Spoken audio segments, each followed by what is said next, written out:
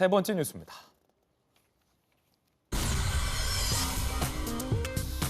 자, 이 전 여자친구를 폭행 후에 남성이 도주하는 사건이 또 발생했습니다.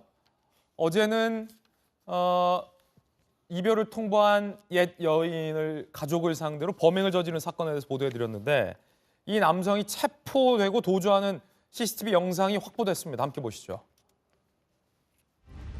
지난 9일 새벽 차량 2대가 보세요. 신호를 무시한 채 빠르게 도심에서 질주합니다. 검은색 차량이 경찰 승합차예요. 속도를 내고 용의자 흰색 승용차 앞을 가로막고 섭니다. 경찰관이 내리자 승용차 운전자가 차를 버리고 도주했고 어느 식당까지 들어가서 쫓아온 경찰관과 몸싸움까지 합니다.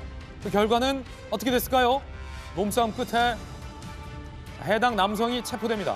체포된 운전자 40대 남성. 지난 7일 헤어진 여자친구를 폭행해 수배된 인물이었습니다. 강력경사 출신 박선 변호사님. 요즘 헤어진 연인 혹은 이별을 통보한 연인에게 찾아가서 가족을 급기야 살해하는 사건도 발생하고 있고 폭행하는 사건도 발생하고 있고 경찰이 지급해준 스마트워치가 무용지물된 사건도 보도해드렸고 이번 사건까지 나왔습니다. 이번 사건 어떤 사건이죠? 전 여친에게 다시 찾아가 폭행하고 흉기로 협박한 40대 남성의 사건입니다.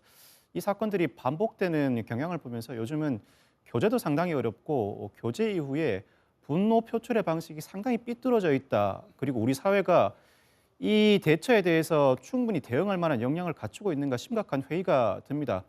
물론 최근에 신변 보호를 받던 전 여자친구의 가족을 살해한 사건의 경우에는 사실 각종 비판이 제기되지만 경찰로서는 긴급 체포를 하기 어려운 상황임은 분명했습니다. 그 이유가 성폭행과 강금의 일부 범죄 혐의에 대한 다툼의 여지가 있었고 그 사건에서는 이 남성이 조사에 순순히 응했기 때문에 긴급 체포 요건 자체가 갖춰지지는 못했습니다. 그렇지만 이 사건의 경우에는 범죄가 명백했고 곧바로 렌터카를 타고 도주합니다. 이 상황에서는 긴급 체포를 해야 할 필요가 절실하죠. 이 상황에서 다시 파주로 들어오던 이 남성을 각 기관에서 조회를 하는 과정에서 사실상 격투 끝에 검거를 하기에 이르렀습니다.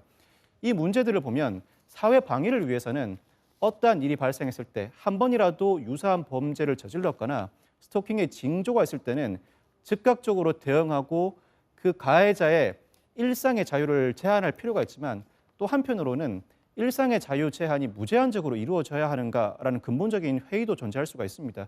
이 일이 반복되는 과정에서 결국 일선에 있는 경찰뿐만 아니라 법무부, 법원이 머리를 맞대야 할 필요가 있다고 봅니다. 예. 일정의 실무 관행을 확립할 필요가 있고 정부에서도 필요하다면 각종 수사기관, 재판기관과 보조를 맞추어서 관련 법령도 충분하게 제정해주고 그 과정에서 국민적 합의도 이끌어내 주시기를 부탁드립니다. 해당 남성의 차량에서 주사기가 발견됐다고 하니까 혹시 마약과 관련된 건 없는지 추가 수사가 필요해 보입니다.